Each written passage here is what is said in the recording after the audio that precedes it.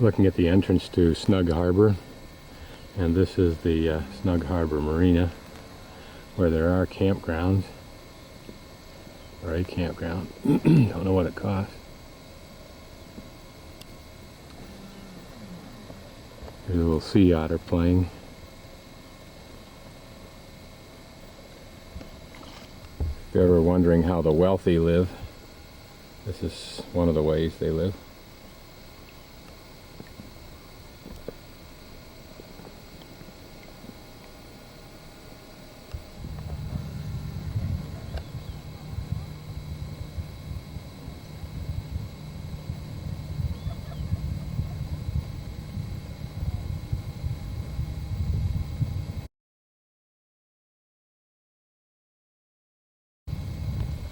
This is the back bay, upper back bay of Snug Harbor area, looking in from the sound. And at the end of that, there's this property. It doesn't look like it's owned by anybody. It's just a spit of land that separates this back bay here, which I assume is either Roche Harbor or a continuation of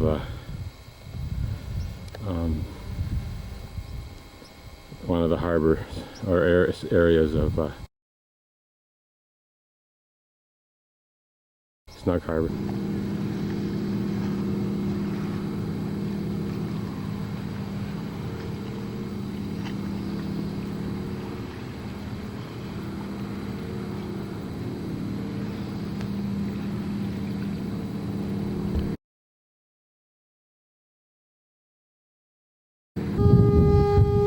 This is the Lime Kiln Point Lighthouse.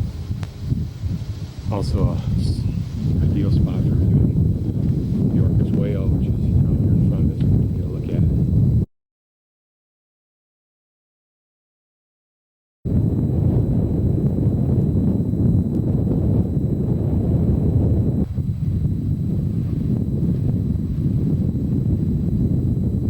Just went down there on the left. If I get impatient, you might get it come back up.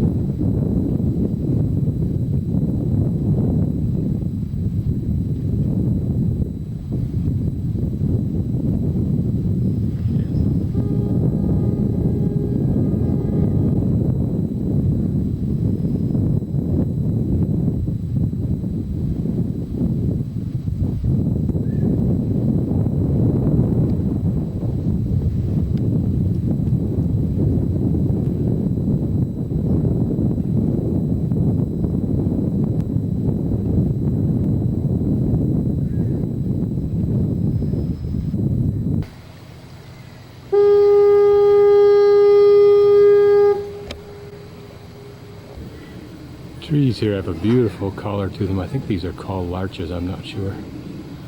They're also pretty color. It's almost Japanese in color and design.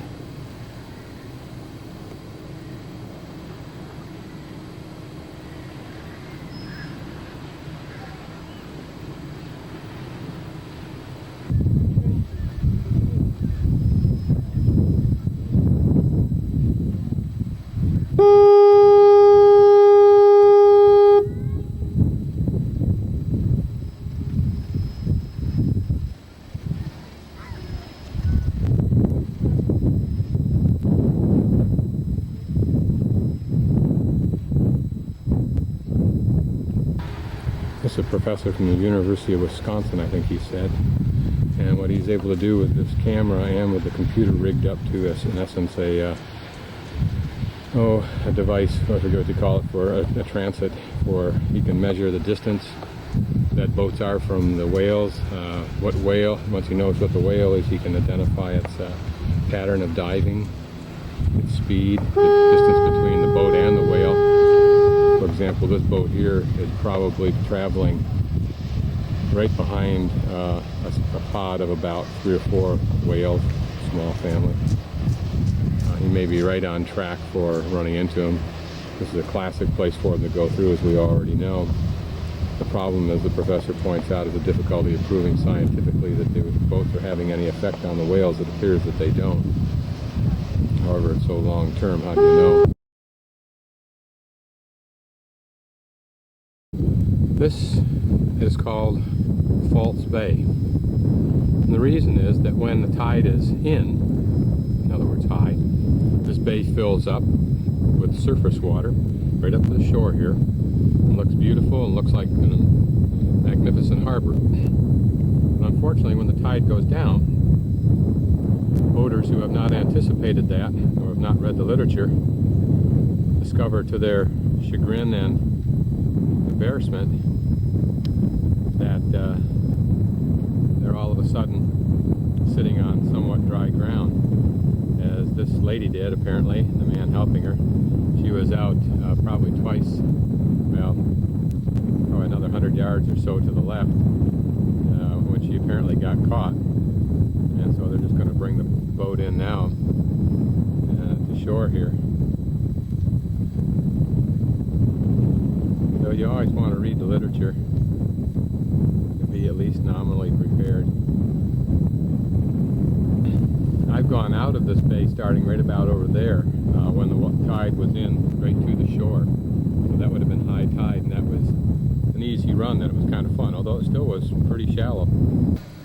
This little bay is at the very south end of San Juan Island, and again represents how the very well-to-do live. Pretty ideal environment.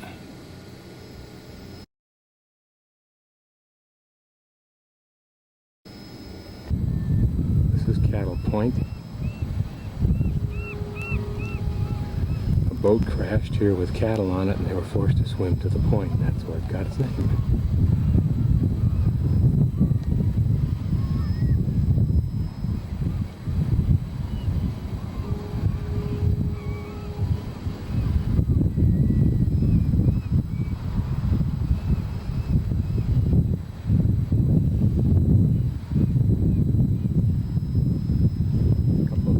Playing together.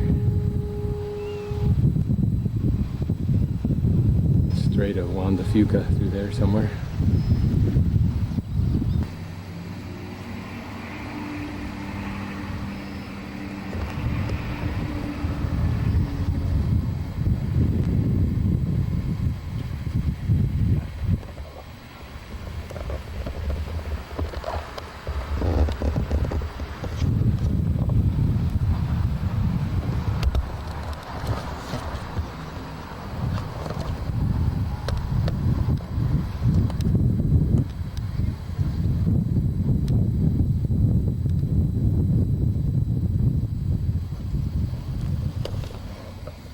That part there looks tacky.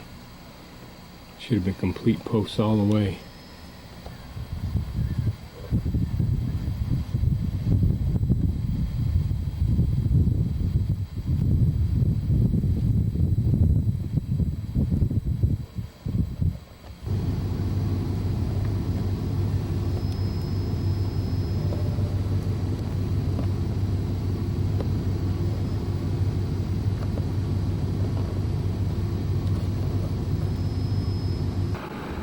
Nope, it's not a tour boat. Somebody actually owns that thing. Another big estate, if for no other reason. Look at the land that it encompasses. And I don't think it's a lodge, I think it's an estate.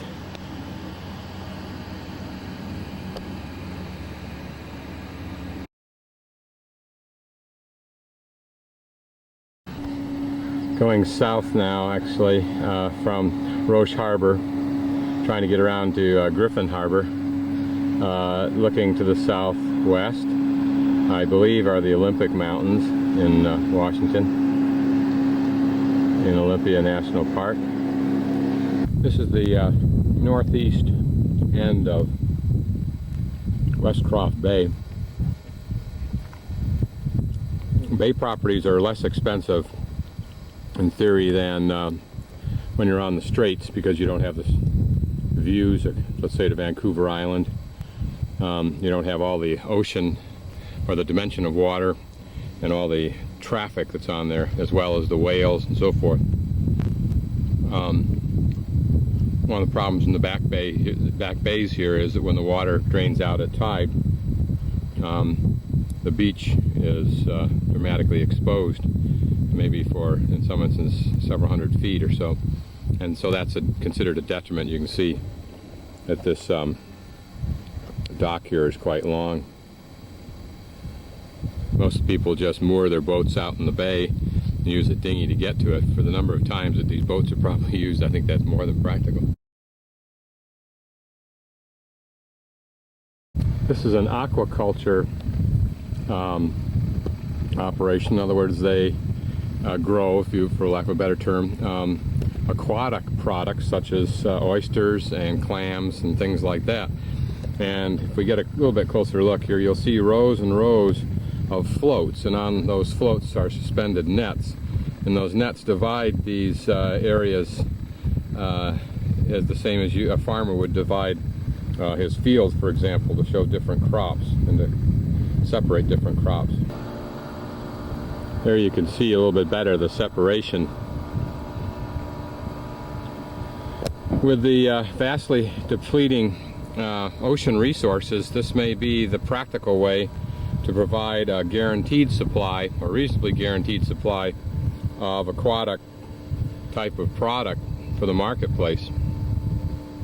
It may also offer the potential solution to places in the rainforest, for example, where aquaculture in the rivers would provide food and work and distract people away from the consumption of the wood in the rainforest and its ultimate destruction.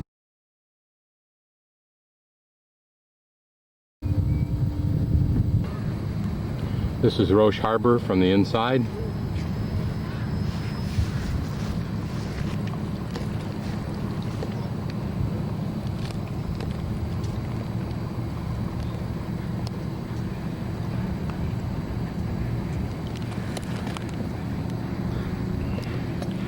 Got a kick out of the names on some of these boats. This one, Lucky Logger. Looking from the size of his boat, I'd say it's true. It's interesting how some of these boats, like one behind me called Ferry, it's interesting how people call sailboats by names that are imply great speed. I wonder at the wealth that these possessions imply. Was it earned money or family money? Are we just seeing here a concentration of the truly brilliant, gifted, imaginative entrepreneurs?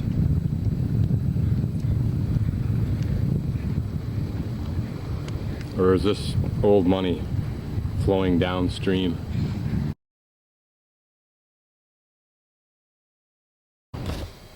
This is English camp on San Juan Island near Roche Harbor in Garrison Bay. It was the last piece of American territory that the British held.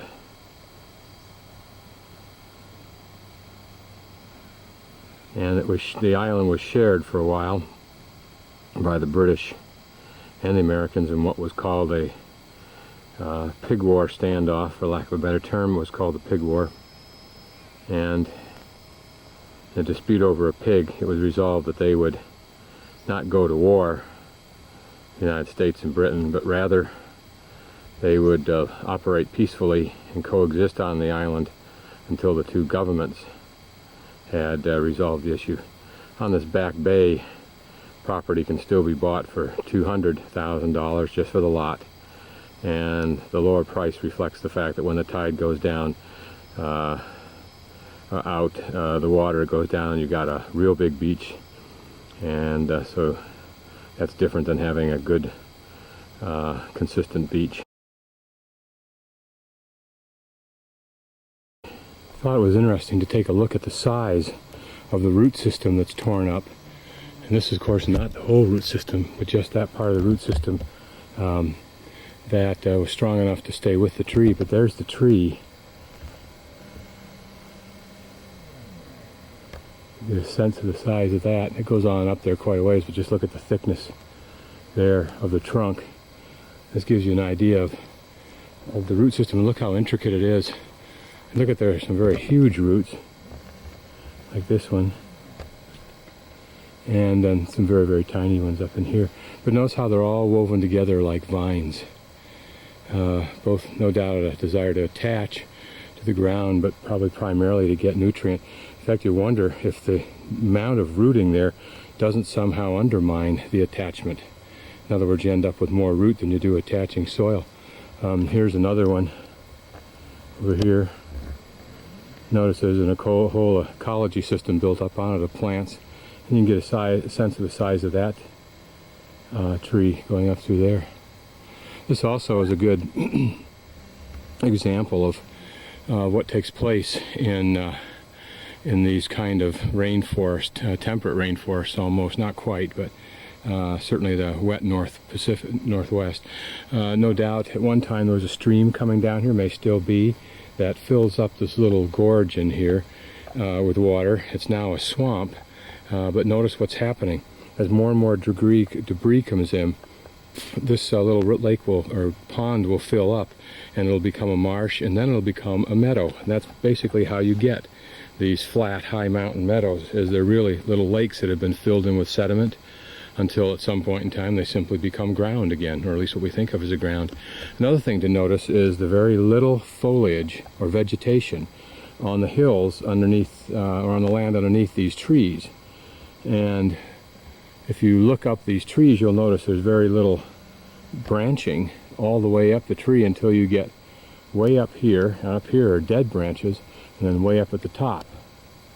Now, why do you think that is? Why is it that there are no branches below, very little vegetation below, and that probably only where there's sunlight, such as this little example right in here where there's some grass growing and basically surrounded by no vegetation. To give you a hint, it's exactly the same dynamic that occurs in the rainforest. Remember, the rainforest has 3 levels. It has the ground level, the middle level, and then the high level, and each is distinct. I wanted to show you these absolutely beautiful flowers. Aren't they pretty? With little, looks like little bells, and the little bells will fall off, leaving what I think is called the pistil, the female portion of the plant, and then what's called the fruit, which is the part that you see kind of knobby there, and those little bit of leaves, which are actually the bottom of the flower, and I just can't remember the name of it now. Colors are absolutely gorgeous, and and here is an aberrant, an albino. This is a white one. That's I think the first one I've seen that it is white.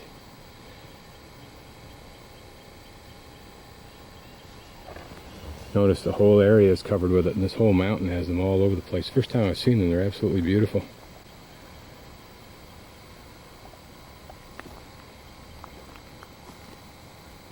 Okay, I'm now standing in another little thing that used to be a pond, and it probably does get some water once in a while in the spring, or in melt-off. Also, the lowest spot would be right over there, and so probably that's where it drained out, and you can almost see the curve in the shadows there of the downhill slope to this point here, and then it curves back up. But this now is basically just a few years short of becoming an actual meadow, and it's filled with grass right now. It probably gets relatively a little water, which evaporates off fairly quickly.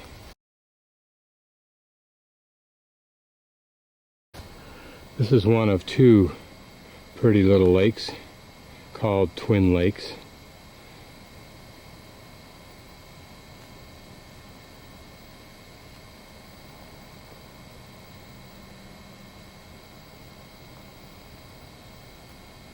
The other is to the left, straight ahead through those trees, actually. And you can see that already there is the beginning of the breakdown, if you will, of the lake into a future meadow, the trees falling into it. This will all be the basis for filling it up.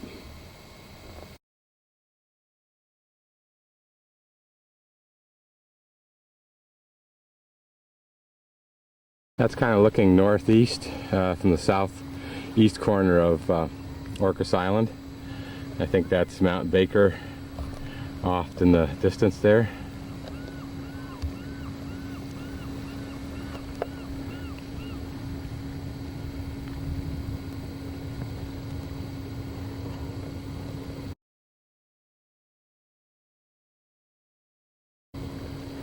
This is the, I think it's the county park.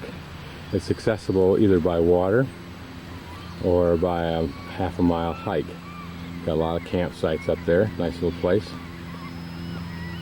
Be a good overnight stopover for a little kayak trip. This is the ferry at Orcas Island.